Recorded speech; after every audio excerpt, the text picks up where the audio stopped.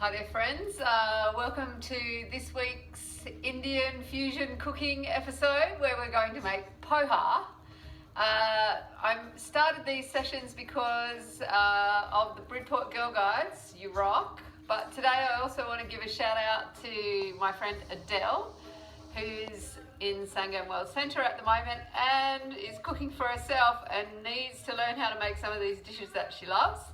And also today, a special shout out to my friend Sue, who's in Victoria and only gets to eat this when she sees me. So maybe you want to make it for yourself, my friend. All right, so let me show you what ingredients we need for making poha.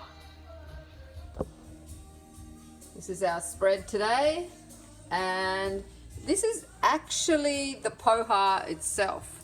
So this is a rice that's flattened. We like to tease this rice and say it looks like it's been run over by a truck.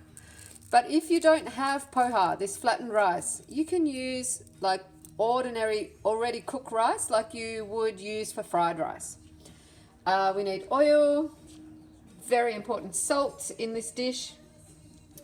We need our masala daba, and especially today we're going to focus on these beautiful mustard seeds, but we're also going to use some turmeric, and over there some chili powder, and then we've got some nice cut up onion. If you don't have red onion, you can of course use white onion, no problem, but I like the sweetness of red onion.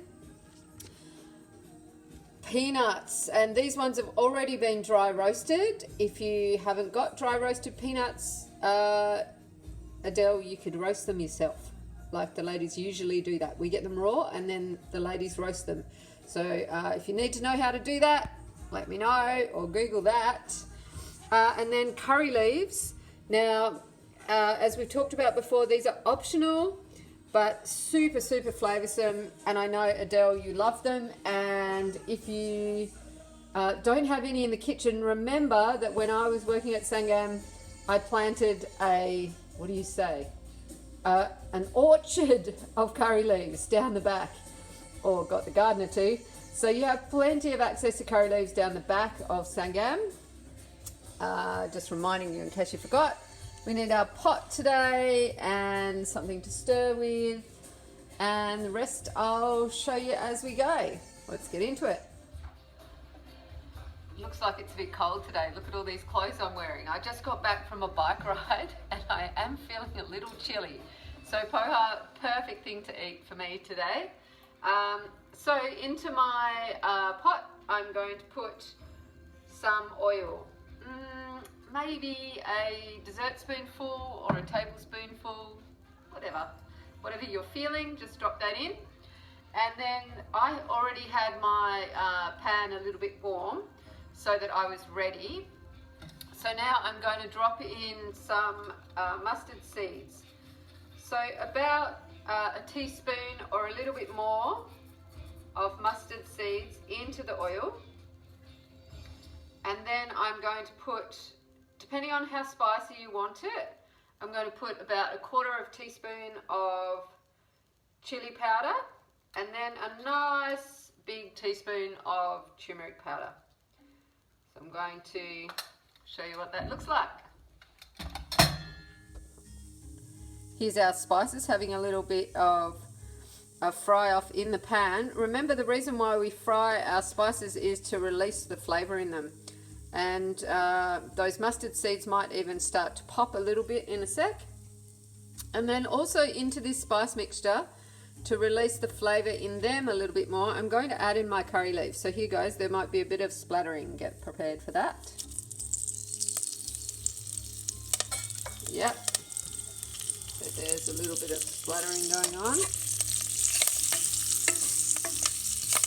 And mustard seeds starting to pop out of the pan now as well. So that's all good.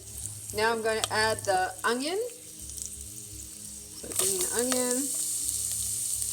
And then I'm just going to keep this cooking nicely until that onion is soft. So while the onion's getting soft in the pan, I'm going to do the thing that I need to do with the actual poha itself, the flat rice. So I'm going to take this over to the sink and run it under the cold water tap, not for very long, just to get the poha moist. Here I am at the sink, and so you see the poha in the colander, and now I'm just going to run the cold water over the poha, mix it around a little bit, and then turn the tap off and let the poha sit while I'm finishing the cooking process with the